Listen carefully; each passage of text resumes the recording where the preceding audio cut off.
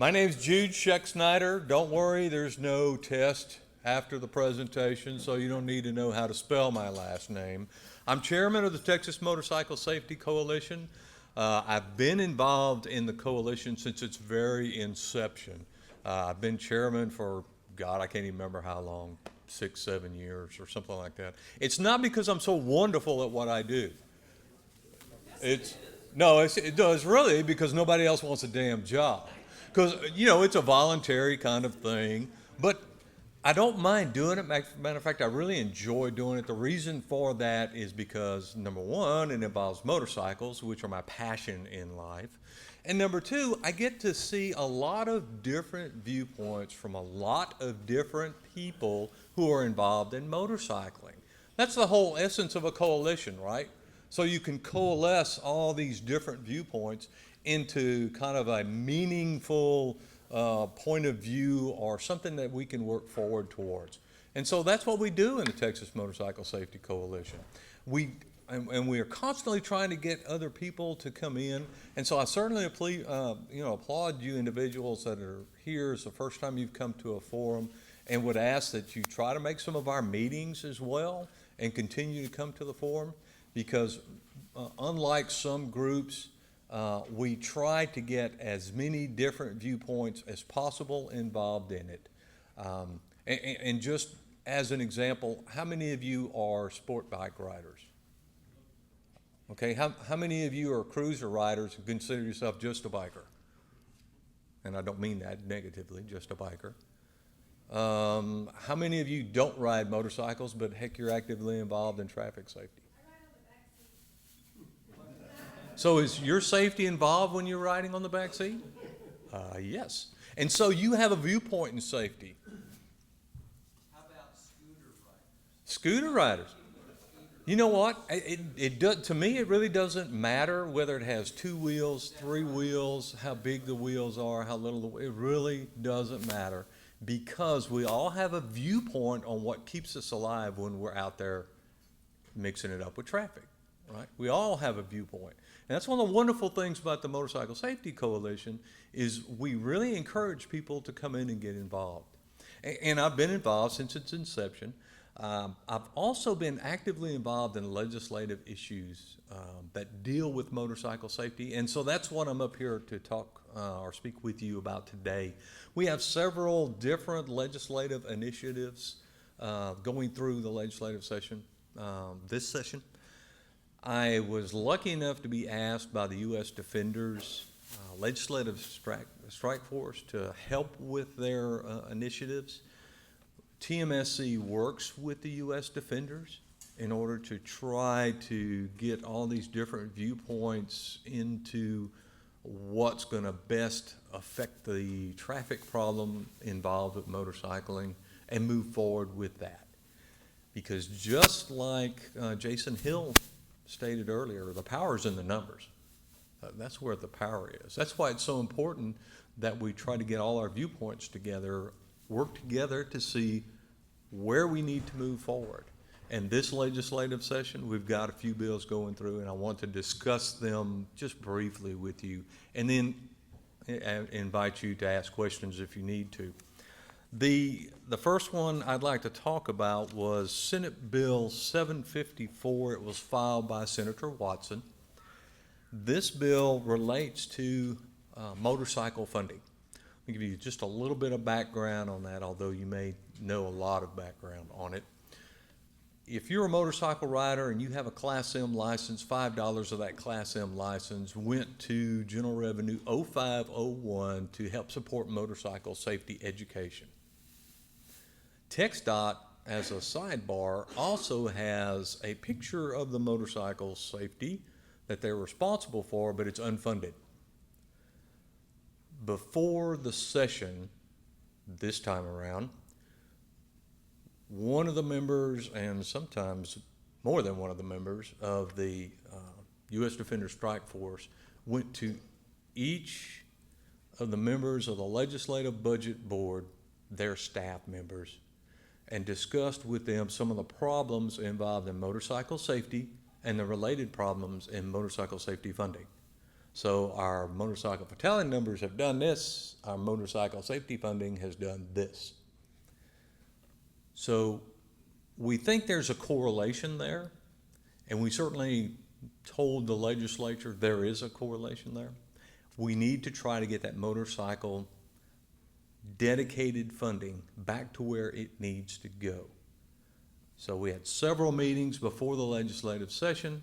We think we've probably been at least partially successful, because when you look at the introduced version of the General Appropriations Act, the funding for motorcycle safety unit at TxDOT went from somewhere around $460,000 to 2.16. I think that's right, in it, DJ.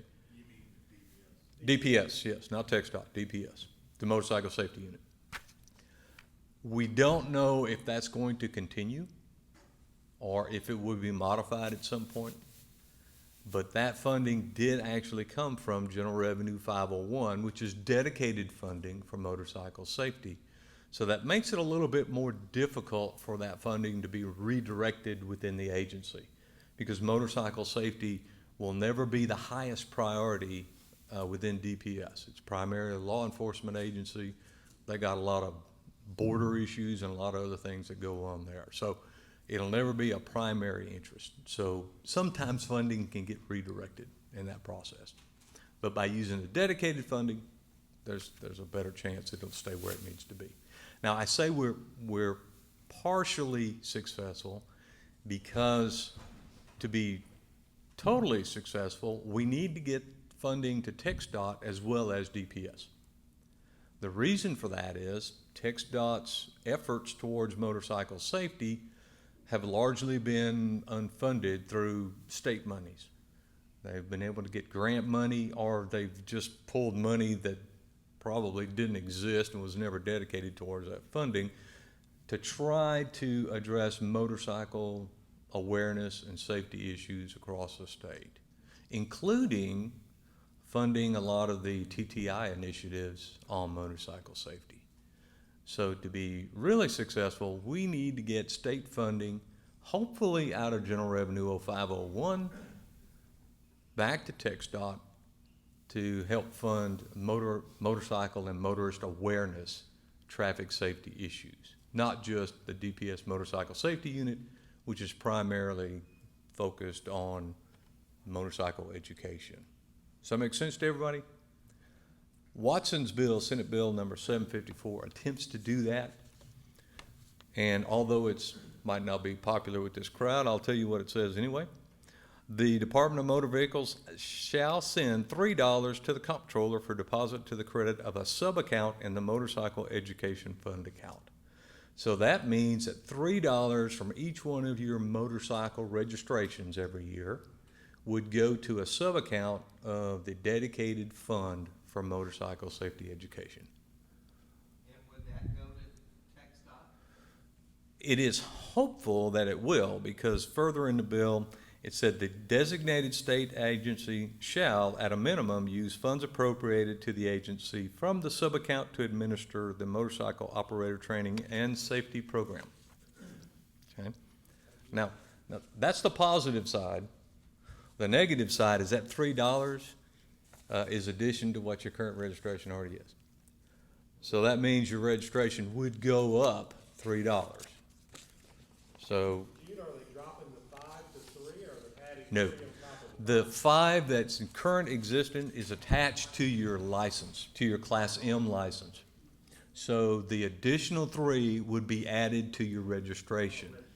So in Jude terms, that's a beer and a half every year per motorcycle. Does that make sense? Yeah. Right. Drink, good gracious, we need to get you some better beer tastes. Oh, God, no. You don't want to church this boy up any. All right, any other questions about 754? That it has made it out of calendars committee. It's been referred to, of all things, transportation committee. I don't know why it's going there. It hasn't come up in the committee as of yet, although we're working pretty actively to try to get it at least the light of day in transportation. If it's successful, it would likely attach to the General Appropriations Act as a rider. But the language you just read is the same language that was in the $5, and that was designated to the Department of Public Safety, not TxDOT. So unless they specified, it probably won't be a problem. Well, the way they've written it, the designated state agency covers both of them. Because if you look at the section for motorcycle safety education, the designated agency within that code is the Department of Public Safety. If you look at the section for motorcycle, what do they call it, DJ, safety and awareness, that was required out of Senate Bill 1960 back in 08, R09. And that designated agency is in fact TxDOT. So I think they've used some broad enough language here to get it to the right agency. Go ahead, Jim. Do you have a designated team together to testify in that committee? We've been using people from the legislative strike force, from the U.S. Defenders. But if you want to volunteer, No, that's not, I've no, done. I'll be more than happy to throw your name in that hat. It's brief. We have not, this bill has not moved, so we have not gone to testify on it. We did sit through the section for for DPS on the General Appropriations Act, where they talk specifically about the funding for the motorcycle safety unit. That was pretty interesting, and if we had enough time, we'd talk about that here. Catch me on a break, we'll talk about how that went. Okay, any other questions? Okay, let's talk about another one. House Bill number 813, filed by Representative Munoz, has a similar bill filed again by Watson, Senate Bill 442, which discusses what can be a very contentious issue amongst motorcyclists and car drivers as well, and that's the lane splitting bill. Anything here about lane splitting in the state of Texas here lately? Yeah, there's been quite a discussion and debate on the issue, and really within the TMSC, we've kind of batted that issue about back and forth too. Some people say, oh, that's crazy. Some people say that will reduce traffic congestion. And the reality is, we don't know. The studies indicate you're actually safer if you lane split than if you sit in the back of traffic during stop and go traffic times. That may seem a little counterintuitive, but that's what the studies say. And there's realistically only been two conducted here in the U.S., both of them conducted in California. So one was the old 1981 HURT report, and then recently they had a UC Berkeley, I believe. Did he? Okay. So there's three. So it's interesting, but you don't know how that's going to, meld out if it passes in Texas. All those studies were done in California where it's accepted practice. Our viewpoint has always been this is an option. The purpose of the Texas Motorcycle Safety Coalition is to reduce crashes, but also to encourage the use of motorcycles. How many of you commute on motorcycles? Well, I was still gainfully employed. I commuted every day on a motorcycle, and in Austin. So that would have certainly been a great tool for me in those times when traffic was traveling very slowly and is very hot and my motorcycle was overheating. So that having that option would have been nice. And these bills give us that opportunity, and I think they're laid out as well as you can lay out a lane splitting bill. The requirements are on House Bill 813, Munoz's bill, traffic has to be moving 20 miles per hour or slower before you can consider lane splitting.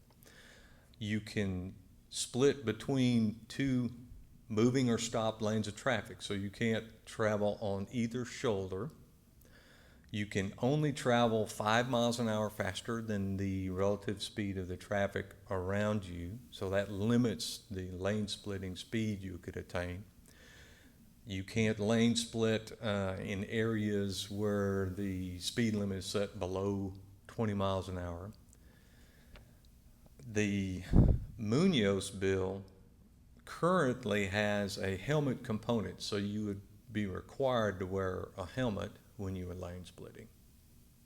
So I think that's as safe as you can lay out a lane splitting bill. Jude, I believe Munoz has dropped the helmet. I've heard that too, but I pulled this off very first thing this morning. And Woody brings up a good point. What has killed this bill, and it's been filed in 3 previous sessions of the legislature, what's killed this bill has always been the helmet component. So when Senator Watson filed his, that's Senate Bill 442, many of the aspects mirror the Munoz bill with the exception of 2 exceptions. One is the helmet component. So in Senator Watson's bill, there is no helmet requirement. Also, Senator Watson's bill would limit the act of lane splitting to only limited access or controlled access highways. So city streets, farm to market roads, a lot of that stuff would be off the table. His whole thought there is it gives us an opportunity to introduce lane splitting to Texas drivers in a little bit more limited and controlled environment in order to help with the educational process. And I don't question that at all. I don't think that's a bad viewpoint. Go ahead. Hey, Jude, has there been any conversations at any of the previous 3 times this has come up for adding to the bill for drivers of vehicles to prohibit the allowance of motorcycles to lane split, like intentional road rage incidents where, hey, I don't want this guy coming up on my side and jutting in front of him? No one has discussed that. There is, the one thing that I hear a lot of, well, people are going to be opening their car doors, which is already a violation of the law. So it's already a violation to open a car door into a moving lane of traffic. So that's already there. But you get the hot coffee and the cigarettes. Haven't done it in California. You get somebody dumping their, sorry, I should, but you get some jackwad dumping their coffee out the window as you go by, and the occasional ashtray, getting it. That's not like every day. That sounds like a great reason to wear all the gear all the time. Not that that's my opinion, but that's part of the reason, right? We're going through the environment, and sometimes the environment may involve cigarettes.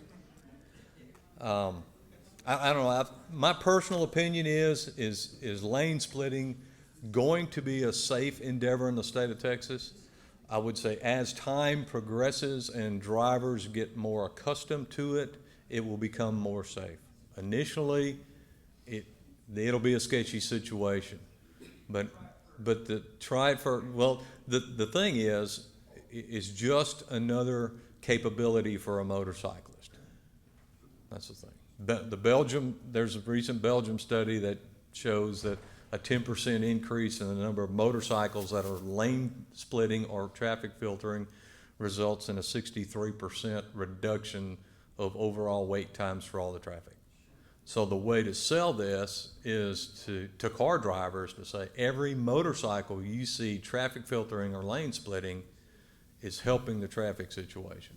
That's reducing your wait time. So that people understand that we're all road users. We're all road users. And the thing to do is try to get everybody to work together to get the most out of the road